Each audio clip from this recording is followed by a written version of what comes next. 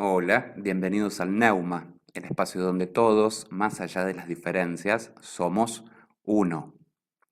Vemos hoy Alzheimer y lo vamos a ver 100% práctico, es decir, cómo vamos a cuidar, cómo vamos a atender al paciente en la práctica.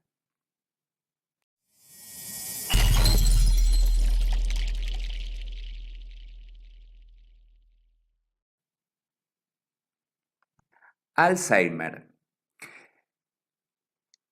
Vamos a adentrarnos muy poquito en qué es el Alzheimer, porque pretendemos hacer, como dijimos al principio, algo práctico, didáctico, para que tanto cuidadores, acompañantes terapéuticos, familiares, personal a cargo, enfermeros que no hayan hecho la especialidad en gerontología o demencia, eh, tengan algunas herramientas de qué hacer, cómo atender, cómo cuidar a un paciente que tiene una demencia de tipo Alzheimer. Demencias hay varias, hay vascular, Parkinson, Alzheimer, eh, demencia de Pick, entre otras.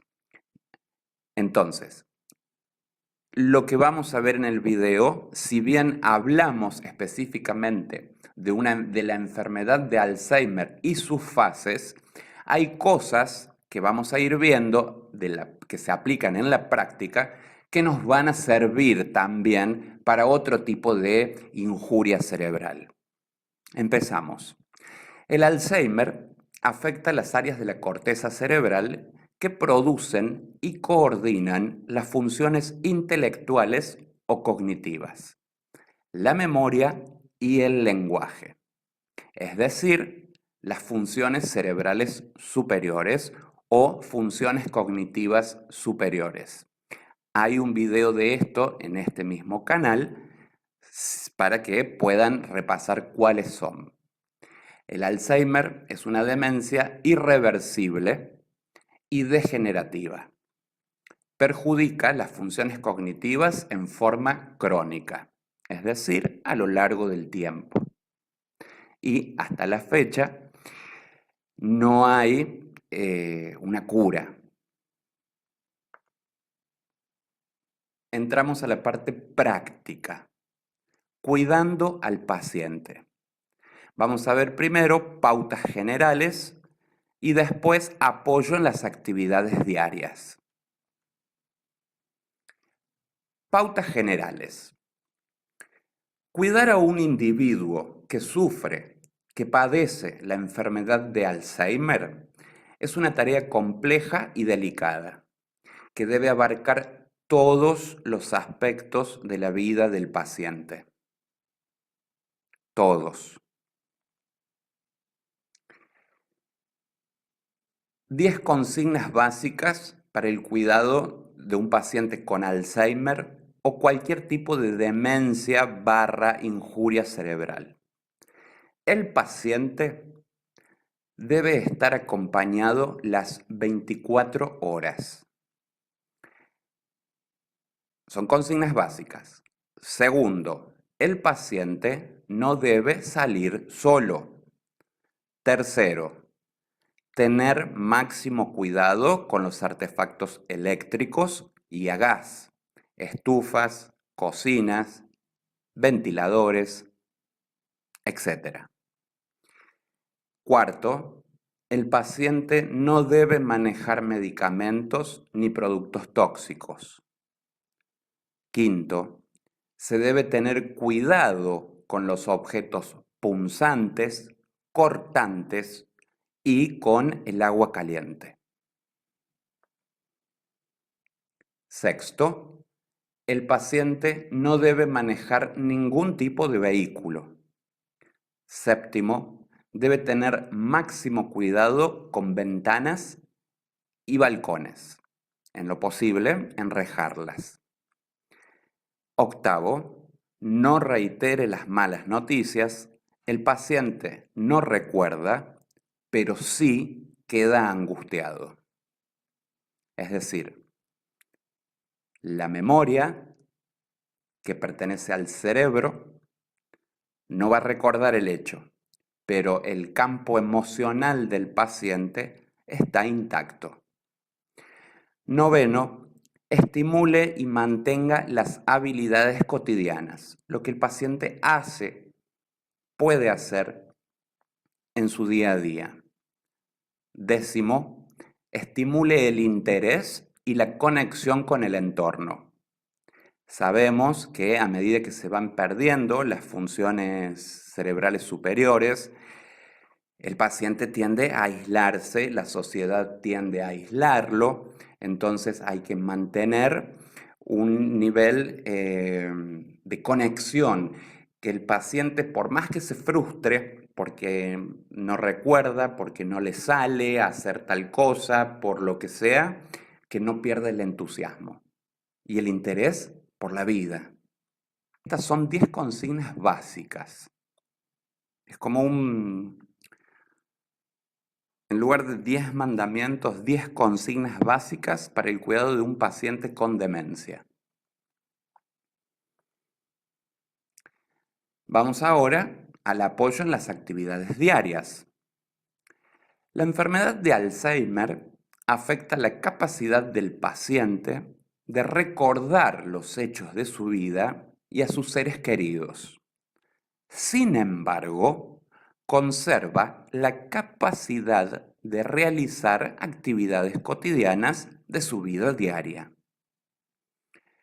Un tratamiento integral debe entrenar y potenciar este tipo de memoria, dignificando al paciente mediante actividades que lo hagan sentirse activo y útil, fundamental.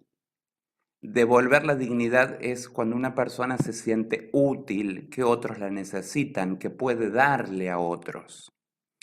A continuación, brindamos algunas sugerencias, entre las tantas que hay, para estimular al paciente a que siga realizando sus actividades. Y nos metemos en cuidando al paciente en su alimentación. Lo vamos a ir viendo por fases de la enfermedad. Hay un video que se los voy a dejar en la descripción de este mismo video que habla, tratamos la escala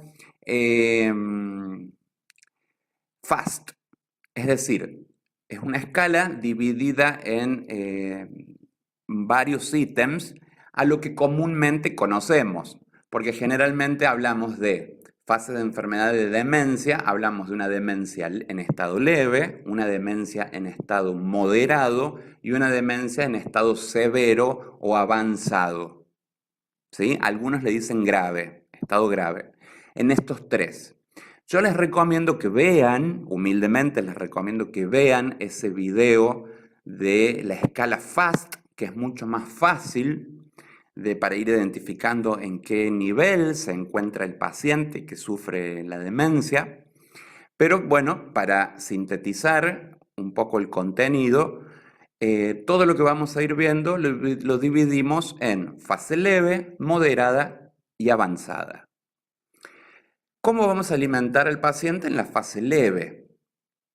Vamos a vigilar el tipo de alimento y la cantidad de líquido que toma el paciente. Vamos a fomentar en el paciente la toma de decisiones, que exprese si quiere comer una cosa u otra. También es importante que la comida siga siendo una situación social. El paciente no tiene que empezar a comer en la fase leve de la enfermedad, no tiene que comer solo y aislado porque tiene una demencia. Tiene que, si se acostumbra en el seno familiar a el almuerzo todos juntos o la cena todos juntos, pues bien, eso tiene que seguir siendo la situación social para el paciente. Si antes salían a comer, hay que seguir haciéndolo y dejar que el paciente elija el menú y que pague la cuenta si lo desea. Sentirse útil, recordemos, devolver dignidad. Seguimos. En la fase moderada de la enfermedad, ¿Cómo vamos a hacer con la alimentación? Vamos a ir simplificando la actividad de comer. Vamos a cortar la comida en pedazos pequeños y vamos a poner la mesa solamente con lo que se vaya a utilizar. ¿Por qué?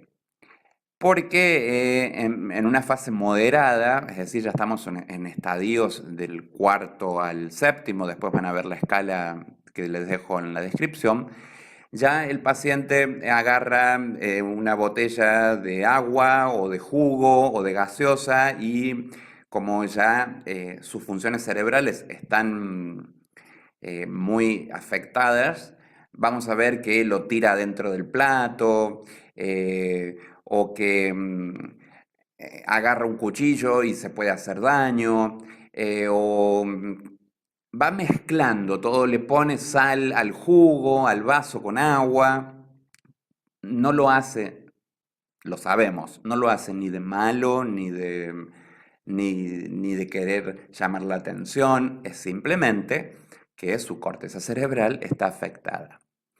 Seguimos. Si el paciente se irrita o sufre cambios en el apetito, trate de manejar estas situaciones sin entrar en conflicto con él.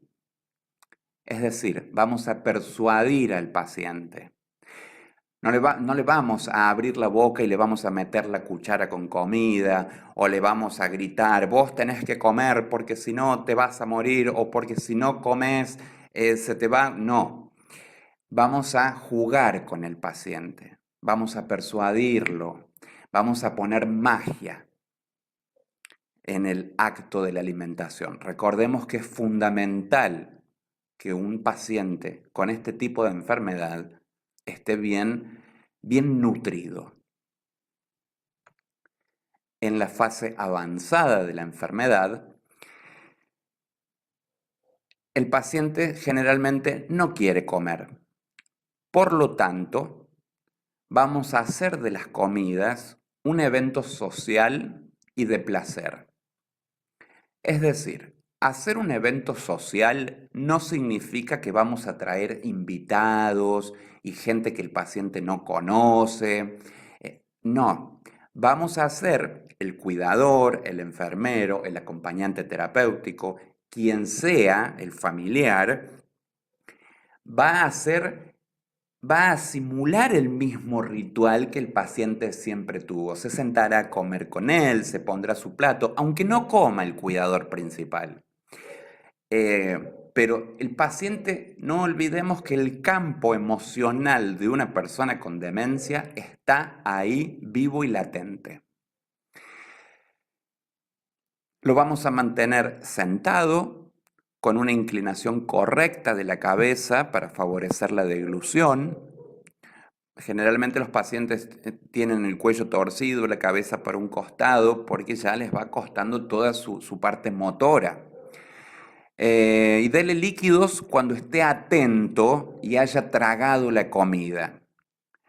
Para evitar que se atragante, córtela en pedazos pequeños y suprima las comidas duras, es decir, carnes duras, si el individuo muestra dificultades para masticar.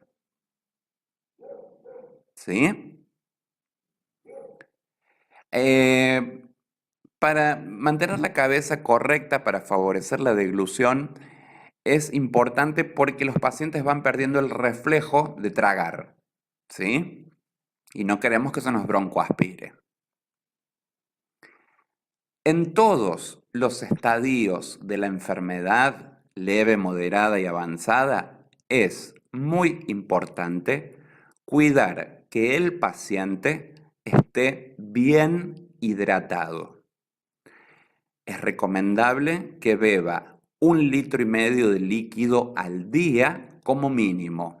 Si es agua líquido, mejor. Antes que jugo o gaseosa, si es agua, mejor. 1,5 litros mínimo, o bien aplicar la fórmula de la cantidad de agua que una persona tiene que tomar, que es el peso dividido 7 nos da la cantidad de vasos de agua que una persona debe tomar. Por ejemplo, si yo peso 66 kilos, lo divido en 7, me va a dar 9 vasos de agua. ¿Sí? Eh, es fundamental. ¿Por qué es fundamental la hidratación? Para cuidar la piel, sobre todo en la etapa avanzada, donde empiezan a aparecer las escaras, porque el paciente está mucho tiempo en la cama o sentado en una silla. Es fundamental para hacer una buena digestión. En fin, sabemos que somos 70-80% agua. El agua también ayuda a la electricidad del cuerpo. Así que vamos a cuidar que el paciente tome como mínimo 1,5 litros de agua por día. Vamos a ir cortando el video en varias partes para que no se haga muy largo y vayan viendo a medida que van necesitando. En el próximo vamos a ver la higiene personal, cuidando al paciente en su higiene personal. Muchas gracias. Todos somos uno.